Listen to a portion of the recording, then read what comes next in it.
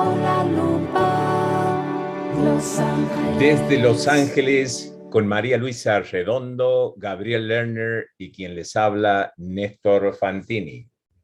Hoy, a solo 3 semanas de las elecciones que decidirán el destino del gobernador de California, Gavin Newsom.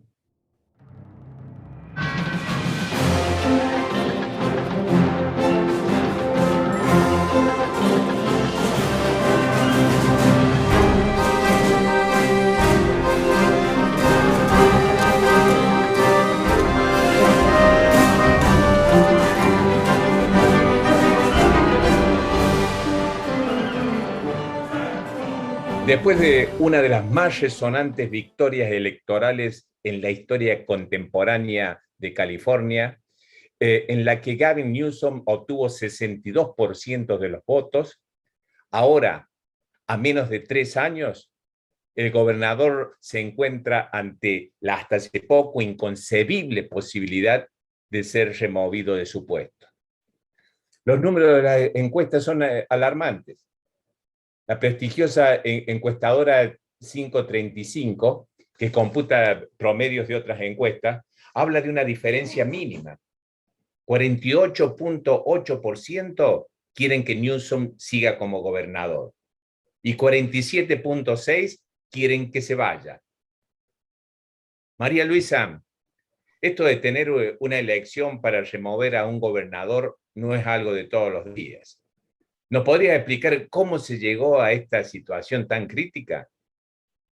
Pues sí, Néstor, mucho gusto de estar hoy con ustedes nuevamente. Y realmente, como tú dices, esta es una situación inconcebible, especialmente si consideramos que tan solo el año pasado, cuando empezó la pandemia, se ponía al gobernador Newsom como un ejemplo a nivel nacional del buen manejo que se estaba teniendo aquí en California. Y realmente, pues todo iba bastante bien hasta que hay que recordar, la política es una arena muy movediza. Los republicanos están como águilas detrás del poder. Y un error garrafal que cometió Gavin Newsom el año pasado fue que mientras pedía a la gente que se abstuviera de ir a lugares públicos, a él lo cacharon yendo a un restaurante súper exclusivo en Napa, sin mascarilla, con un grupo de amigos. Este escándalo lo explotaron al máximo los republicanos y lo hizo ver pues como un funcionario realmente hipócrita y totalmente desconectado de la gente. Y de ahí empezó la cascada de ataques, el movimiento para destituirlo se agregó pues a todas las situaciones difíciles que estamos viviendo en California, como son el hecho de que sabemos todos que hay miles de desamparados en las calles de las principales ciudades del estado. El cambio climático ha causado serios estragos, especialmente en el norte del estado, con muchísimos incendios forestales. Y también los republicanos le están criticando que incluso el gobernador tenga simpatía por los indocumentados. Sabemos que el gobernador es de los pocos que a nivel nacional le han dado ayuda a todos aquellos trabajadores, por ejemplo, agrícolas, que no tienen documentos, pero que son trabajadores esenciales. Acaba también de aprobar una ley para que los indocumentados mayores de 50 años puedan recibir asistencia médica, y California está declarado además como un estado santuario para los inmigrantes. Todo esto pues tiene muy enojados a los republicanos y han creado este movimiento para destituir a Newsom, que pues realmente, aunque uno no lo hubiera creído, pues lograron los 2 millones de firmas que se necesitaban, y ahora estamos en esta situación en la que, como tú muy bien dices, pues Newsom está en la tablita, básicamente porque lo que se espera es que los republicanos salgan a votar en grandes números y no así los demócratas. Una situación realmente muy preocupante. Sí, así es, María Luisa, y como dijiste, está en la tablita. Y las encuestas que claramente me muestran de que esto está muy peleado. Algo inconcebible de semanas atrás, meses atrás. Pero hay algo aquí que realmente es insólito, y que quiero hacerle esta pregunta a Gabriel. Gabriel, la experiencia reciente nos enseñó que hay que ser cautos con las encuestas, por supuesto. pero siguen siendo una importante guía. En una encuesta de Emerson College Next Star, se reporta que 54% de los latinos, 54%, o sea, la mayoría, quiere que Newsom se vaya. Los latinos, Gabriel, ¿cómo se explica esto? Sí, hola Néstor, María Luisa, ¿cómo están? La respuesta es que esto no es sorpresivo y me encontré con el gobernador poco después de que salió a relucir el éxito de la recolección de firmas para la campaña. Estaba alarmado, estaba preparándose, consideraba que esto iba a ser difícil y lo hacía porque la simple verdad es que en California vota una minoría, que hay que diferenciar entre no ciudadanos, luego ciudadanos que se registraron para votar, y los que realmente van a las urnas. Son una minoría. Y ahí hay un porcentaje menor de latinos que en la población. La población es 39%, los votantes registrados, no los que van a participar, son 28%, y mucho menos los que llegan ya a votar. Ahora, esta respuesta tiene varias aristas y quiero tener tiempo para presentarlos. Primero, la encuesta que citas es entre probables votantes, no entre votantes registrados, no ciudadanos, sino registrados. Hay muchos latinos que están registrados, que son ciudadanos, pero no votan. Y la encuesta es con los que dicen, sí, yo voy a votar. Segundo, hay dos encuestas más que muestran otros números. Una de PPIC, que conozco bien y que es muy creíble, y María Luisa lo conoce también, pone ese porcentaje en 33% de los latinos. Otra de Berkeley, de la universidad, en julio, el mes pasado, 40%. Ahora, subió de 40% a 54% en un mes, no me parece. Pero sí, la pregunta es correcta. ¿Por qué muchos latinos van a votar por el recall? No es lógico que voten por el recall, por todo lo que dijo María Luisa respecto a lo que hizo Gavin Newsom y su apoyo a los inmigrantes y a los latinos en general. Sí. Los latinos que van a votar por Trump son pro-Trump, primero. Los que van a votar por el recall son pro-Trump, muchos de ellos. Sean latinos o no, van a votar por el recall de cualquier manera. Número dos, demasiados latinos quedan sin vacunar cuando la enfermedad ha devastado a muchos latinos. Están enojados, estamos enojados. Número tres, nuestros niños son la mayoría de los estudiantes en las escuelas públicas y luchamos con la reapertura. Se ha perdido un año lectivo, se puede perder otros. Número cuatro, los latinos son hay más proporción de latinos que son desempleados, con problemas de vivienda, sobrecargados con los problemas económicos. Entonces, al fin y al cabo, la elección de destitución simplemente no está en nuestra mente, porque estamos muy ocupados viviendo con los dolores, los tramos de este virus y también con sus consecuencias económicas. Sí, bien lúcido, digamos, de ese análisis, Gabriel, y esos cuatro ejemplos que da, por otro lado, también se pueden utilizar para explicar, de manera contraria, para explicar, o sea, por qué esa desconformidad de los latinos, por la cuestión de que son los más afectados por el COVID aquí en el condado de Los Ángeles, que la cuestión económica los ha azotado, los ha golpeado duramente, o sea, porque están en esos trabajos en donde no se pueden dar el lujo de quedarse en la casa a trabajar en las computadoras, tienen que ir a los restaurantes, tienen que ir a estos lugares, que en algunos casos también fueron cerrados por los mandatos que surgieron de Sacramento y que se lo adjudican al gobernador Newsom.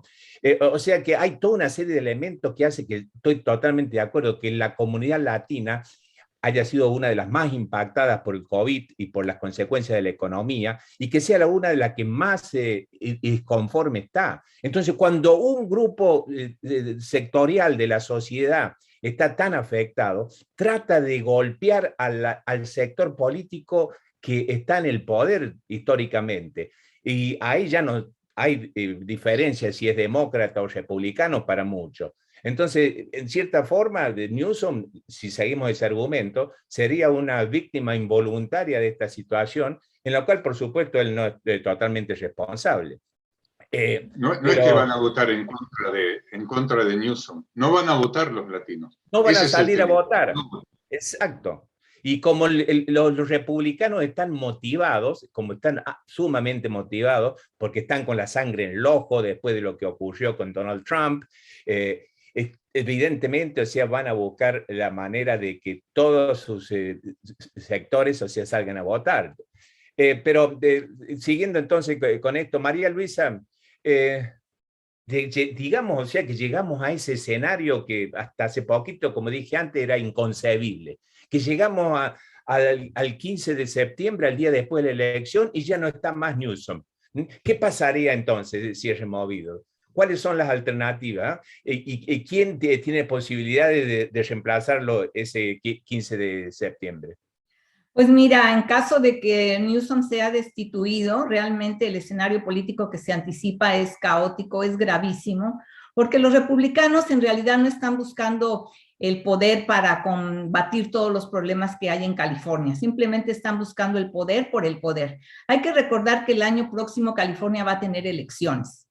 Entonces, ¿qué van a hacer los republicanos que vayan a quedar en el poder? No van a poder en un año solucionar los problemas del cambio climático, de los altos impuestos, de la falta de vivienda, de la pandemia. Por el contrario, los que están en la boleta electoral son 47 perfectos desconocidos que no tienen en su mayoría experiencia política, salvo 2 o 3.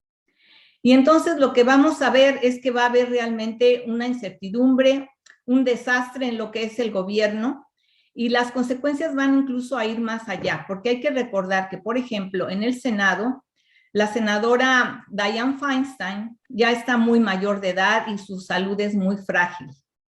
En el evento de que ella tuviera que dejar el cargo, entonces, si queda un republicano en lugar de Newsom, él va a tener la facultad de nombrar al reemplazo de Dianne Feinstein. Eso va a hacer que se altere la dinámica que hay actualmente en el Senado Federal y le daría a Mitch McConnell la oportunidad de ser nuevamente el líder mayoritario del Senado. Y a mí lo que más me preocupa es de que el gobernador Newsom no ha explotado realmente este argumento de que lo más lógico es de que lo dejen a él terminar su mandato y que si no están de acuerdo con lo que ha hecho, pues el año que entra que haya una elección realmente normal. Y yo creo que pues eso lo salvaría, pero yo no he visto que él haya reaccionado a tiempo con este argumento y es una situación pues realmente muy preocupante la que vamos a enfrentar todos los californianos, porque todos vamos a pagar el pato al final de cuentas. Uno de los que están al frente de las encuestas es Larry Elder, que es un afroamericano, comentarista de radio, que tiene ideas muy al estilo pro-Trump, anti-inmigrante, y que incluso ha sido acusado por su propia expareja de violencia doméstica. Entonces yo creo que no pinta para nada bien este escenario, además de que nos va a costar esta elección 217 millones de dólares, que prácticamente es dinero tirado a la basura y que no va de acuerdo con esta filosofía de los mismos republicanos de ser responsables fiscalmente. 217 millones de dólares para tener potencialmente un republicano solo meses que después, probablemente más que seguro, porque California es un estado demócrata, que probablemente el año que viene pierda la elección. O sea, 217 millones de dólares nos va a costar esta aventura republicana. Realmente inaceptable. Pero, Gabriel, ahí María Luisa mencionó algunos de estos candidatos republicanos entre los 46 que están en la boleta electoral. O sea, ¿qué opinas de ellos? Sí, un punto muy breve. Esta es la boleta que nos llega, no sé si se ve, que nos llega a todos los ciudadanos y tiene información muy, muy interesante. Este es el que da información y que te dice que va a llegar dentro de poco la boleta oficial. El gasto es 276 millones oficialmente. era 217. Newsom dijo, esto nos va a costar al Estado 300 millones de dólares que no tenemos. Ahora, el mensaje de Newsom, el mensaje de todos los que están participando ahora en la campaña electoral por parte de los demócratas, es de susto. No es que no se dan cuenta de lo que están pasando, están asustados. Y lo que falta en ese mensaje es la esperanza. Y la gente vota por la esperanza. Sí, no va a votar si no piensa que no hay esperanza. Respecto a los candidatos, exactamente lo que dijo María Luisa, son mayormente desconocidos, políticos por cuenta propia, y especialmente descuellan por su mediocridad. Entonces está el que pensábamos que iba a ser el candidato, el que pensaba que iba a ser el candidato principal, John Cox. Él perdió a Newsom, recibió un 37% de los votos en 2018, puso 10 millones de dólares de su propio dinero, feliz él, y comparece a los mitines con un oso y con un tacho de basura. Eso es lo más importante de su campaña. Está Caitlyn Jenner, la personalidad televisiva, la candidata relacionada con los Kardashian, que basa parte de su fama en su reciente transición de género, aunque desde que lo hizo se opuso a encabezar las campañas contra la intolerancia de género. Está el exalcalde de San Diego, Kevin Faulconer, que es el más serio de los candidatos. Tenía posiciones centristas, pero está virando a posiciones que lo hagan aceptable entre la base de Trump. Y él es el que fue endosado por el Los Angeles Times, que dijo no al recall, pero en caso de que pierda el gobernador, voten por Kevin Faulconer. Pero realmente lo que dijo María Luisa sobre Larry Elder, encabeza las encuestas, pero un 18%, eso no es tanto. Y esa es la ironía de estas elecciones, que puede perder Gavin Newsom con 49% y ganar Larry Elder con 18%. Es probablemente el peor de todas. Es un apologista permanente de Trump, apoya eliminar el salario mínimo, considera el cambio climático una fábula, niega los peligros mortales del tabaco, considera el aborto un asesinato, promete despedir a 15.000 maestros y finalmente se opone a imponer la máscara y la vacuna para prevenir el COVID desde el primer día. Acabo de ver un video donde él dice, el primer día voy a rescindir los mandatos de máscara y de vacuna. Así son. Y si no me equivoco, y corregime, Gabriel, creo que en algún momento también Elder te dijo de que había que ponerle microchips a los inmigrantes indocumentados. Un nivel de locura tremendo, ¿no es cierto? Aquí tenemos esta persona que ataca a los indocumentados, tenemos el otro que parece que es el director de un circo porque aparece con un oso en medio de la propaganda política.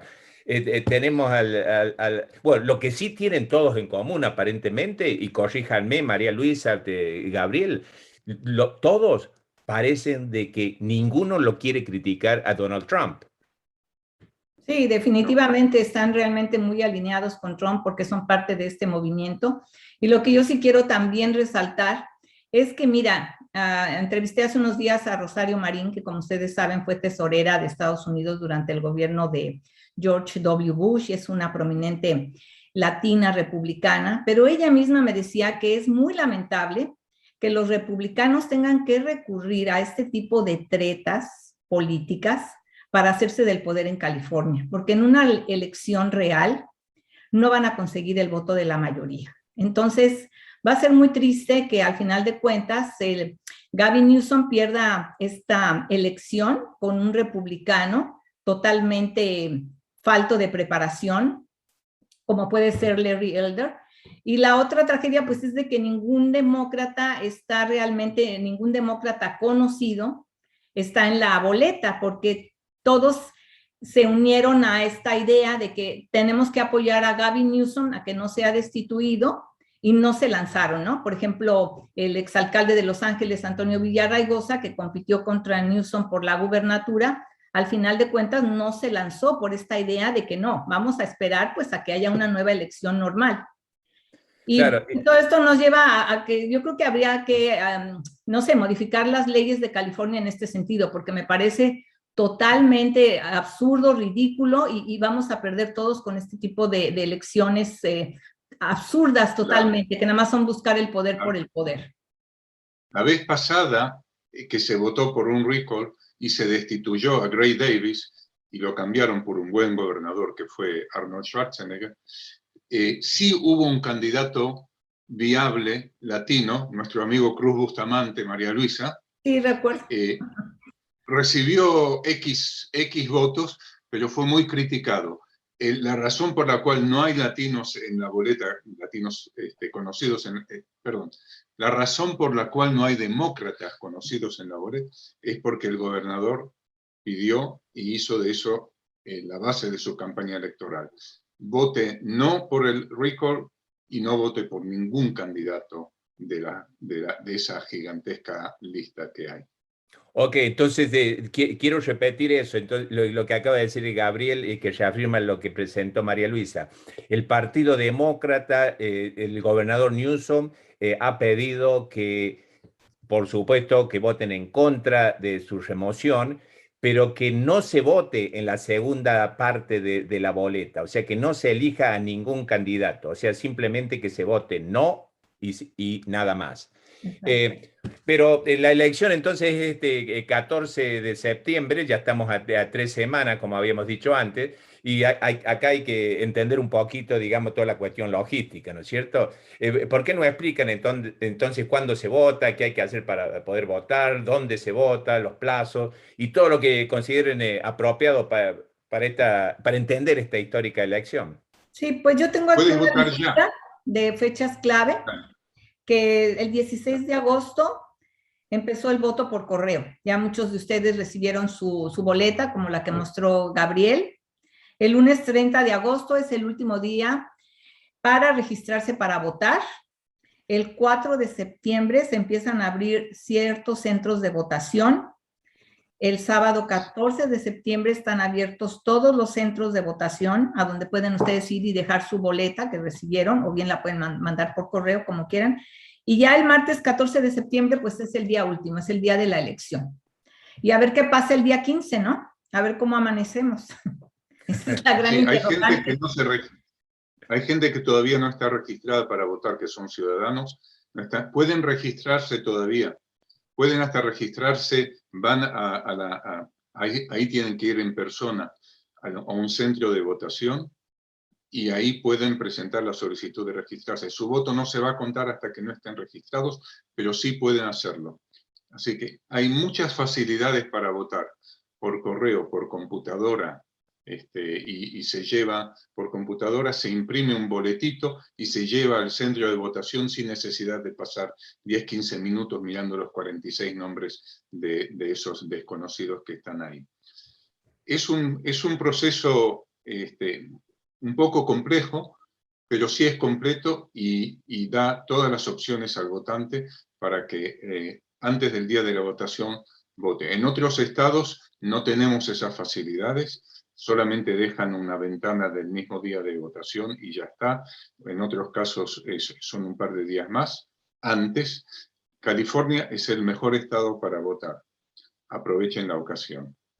Sin duda, sin duda. Entonces, resumiendo, el 30 de agosto es el último día para registrarse para votar, pero no hay que asustarse, si por alguna razón uno se registra, incluso el mismo día de la elección, el 14 de septiembre, se puede ir a un centro electoral donde la gente está votando y votar ahí. Y como recién mencionó Gabriel, o sea, no va a contar el voto hasta tanto se confirme la validez del voto, pero uno votó.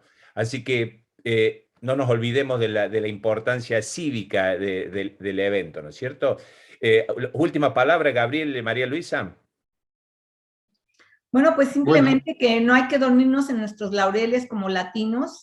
Ya Gabriel explicó muy bien, pues que sí estamos inconformes con muchas de las situaciones que estamos viviendo, especialmente después de la pandemia, pero hay que considerar que la opción que tenemos de tener a un posible gobernador republicano a la comunidad latina le va a afectar muchísimo. Así es de que ojalá y salgan a votar y defendamos este gobierno demócrata que al final de cuentas, con todos sus defectos, pues es el que está un poco más de nuestro lado. La otra opción sería realmente nefasta. Muchas gracias. Yo diría, gracias. El aliado de la destitución es la apatía. Si sigue la apatía que existe ahora, van a ganar los que van a destituir a un gobernador. Bueno, solo por el hecho de querer remover a un partido, el Partido Demócrata del gobierno, y poner con una minoría, con una pequeña minoría, a otro partido. En elecciones regulares los republicanos no pueden ganar. Por eso aprovechan un mecanismo que es democrático para una meta antidemocrático. Es por eso importante que votes. Si eres californiano, si eres ciudadano de Estados Unidos, vota. Si no te registraste, regístrate. Vota. Vamos a ver qué pasa. Y cerrando entonces, reafirmo más o menos lo que ustedes dijeron, que este 14 de septiembre, en este 14 de septiembre se juega el futuro del gobernador Newsom, pero más importante, el futuro del estado de California. Y en mi opinión, esta elección es una aberración. Es un ejemplo más de las anomalías que aquejan a las instituciones estadounidenses. Ya hemos hablado antes de ese ridículo colegio electoral que permite que candidatos presidenciales con menos votos que otros terminen en la Casa Blanca. Y en los últimos meses hemos sido testigos de cómo se aprueba legislación en estados controlados por el Partido Republicano que obstaculiza o les quita el derecho a votar a amplios sectores de la población, especialmente afroamericanos y latinos. Y ahora, María Luisa, Gabriel, estamos en el umbral de esta elección, irónicamente en el estado más demócrata de la Unión, ¿no? Orquestada y financiada por estos bandidos de la política, bandidos que idolatran a Donald Trump y se agrupan en un partido republicano californiano que, como ustedes bien lo dijeron, con artimañas encontró la manera de conquistar el poder que no pudo ganar en las urnas. Así que, por favor, salgamos a votar y nos aseguremos que esta maniobra del Partido Republicano, que en el fondo es el partido de Donald Trump, no tiene éxito. Muchas gracias, María Luisa, muchas gracias, Gabriel, y un saludo a quienes nos siguen semanalmente en todos los medios en donde se reproduce este podcast.